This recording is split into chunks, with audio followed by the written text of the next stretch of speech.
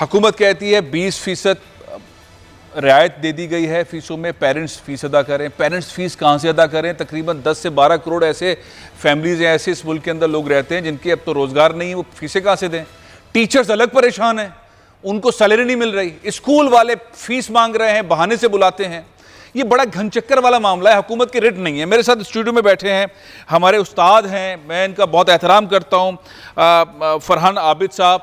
السلام علیکم فرحان صاحب. آپ کو میں سنوا رہا تھا ساری جو معیشت کے معاملات تھے. گزارش یہ ہے کہ یہ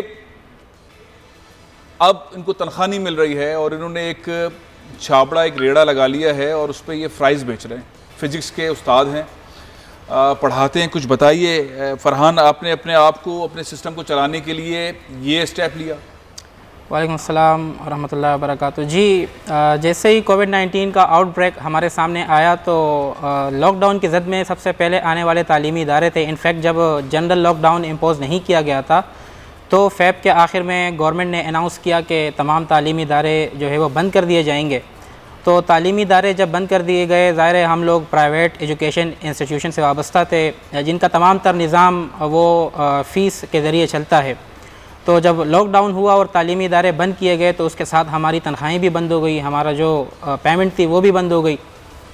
پھر اس دوران ہم کچھ امید اور یاس کی کیفیت کا شکار رہے، کیونکہ ویسے ہی ہم ایکسپیکٹ کر رہے تھے کہ شاید کچھ عرصہ تک رہے گا، اس کے بعد حالات معمول پر آ جائیں گے. تاہم اس دوران ہی پھر یہ موقف سامنے آیا کہ 2-2.5 مہینے کے لیے بند کر دیا گیا اور اسی دوران پھر کہا گیا کہ مزید بھی کوئی امکانات نہیں. فیس کو وہاں سے کوئی اسکول والے فیس نہیں لے رہے تھے، آپ کو تنخواہیں نہیں مل رہی تھی؟ جی، ان کا موقف یہی تھا کہ ہمارے پاس بھی وسائل موجود نہیں ہے تو انہوں نے ہمیں بھی تنخواہیں ادا نہیں کی. اچھا، اب آپ کیا کام کر رہے ہیں؟ فوٹیج تو میں نے دکھایا، آپ کے بارے میں بتایا بھی کہ آپ اس طرح سے بچوں کو جو ہے یہ فرائز بیچ رہے ہیں. جی بالکل، اپنی ضروریات کو میٹ کرنے کے لیے اور زندگی کی گاڑی کو کھینچنے کے لیے پھر میں نے فرینچ فرائز کی ایک چھوٹی سی ریڑھی. اب دوسرا منظرنامہ، ایک استاد جو ہے وہ اپنے گھر کو، زندگی کو چلانے کے لیے کیا کر رہے ہیں. بہت سارے ایسے اساتذہ ہیں جو کچھ نہ کچھ کر رہے ہیں بہت مشکل وقت میں، لیکن دوسری جانب جو اسکول مالکان ہیں، خاص طور پہ پرائیویٹ اسکول مالکان، وہ حکومت کے ریٹ کو نہیں مان رہے. 20% کی کمی والا معاملہ بھی نہیں ہے، لیکن وہ کہتے ہیں کہ آن لائن کرائیں گے. آن لائن کی ان کے پاس استطاعت نہیں ہے، ان کے پاس سسٹم نہیں ہے. میرے ساتھ اس وقت ملک ابرار صاحب ہیں، پریزیڈنٹ ہیں اسلام آباد پرائیویٹ اسکول ایسوسی ایشن کے، وہ میرے ساتھ ٹیلی فون لائن پر موجود ہیں. ملک صاحب السلام علیکم. یہ بتائیے کہ یہ جو سارا سینیریو ہم دیکھ رہے ہیں، فیس لینے کا بھی ظاہر ہے اسکولوں کو بھی اخراجات برداشت کرنے، لیکن ٹیچرز کو پیسے نہیں مل رہے، ان کو سیلریز نہیں مل رہی، وہ یہ والا کام کر رہے ہیں. آپ پیرنٹس کو بھی پریشان کر رہے ہیں، آن لائن کی کیپیبلٹیز بھی اسکول کے پاس نہیں ہے. بحران ہے کووڈ-19 کی وجہ سے، لیکن ظلم بھی تو ہو رہا ہے. وعلیکم السلام. جی دیکھیں میرے بھائی، یہ 4 ماہ سے تعلیمی ادارے بند ہیں، بلکہ جو ہمارے سرد مقامات پہاڑی علاقے ہیں وہاں پہ گزشتہ 6 ماہ سے تعلیمی ادارے بند ہیں. اور اس وقت پاکستان میں جو 2 لاکھ تعلیمی ادارے ہیں ان میں 15 لاکھ سے زائد اساتذہ پڑھانے پہ مامور تھے.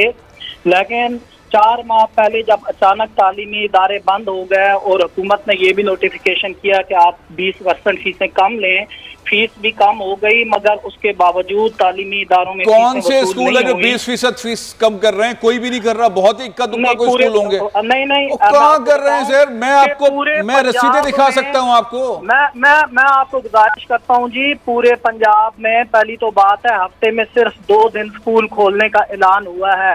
ہفتہ اور اتوار کا. پورے مہینے میں آپ صرف 8 دن اپنے آفیسز کھول سکتے ہیں. اس کے علاوہ اگر اچھا سیلریز دے رہے ہیں آپ اپنے اساتذہ کو؟ سیلریز دے رہے ہیں جی اپنے استادوں کو، عملے کو سیلری دے کرتا ہوں. ظاہر ہے تعلیمی اداروں کا سورس آف آمدن جو ہے، سورس آف انکم صرف بچوں کی فیسیں ہوتی ہیں. اگر فیسیں جمع نہیں ہوں گی تو تنخواہیں، کرائے، بیل، الحاق، رجسٹریشن کی فیسیں کچھ بھی نہیں دیا جا سکتا. یہی وجہ ہے آپ نے دیکھا کہ ہمارے اساتذہ خودکشیاں کر رہے ہیں، ہمارے اسکول مالکان کو بلڈنگ سے بے دخل کیا جا رہا ہے.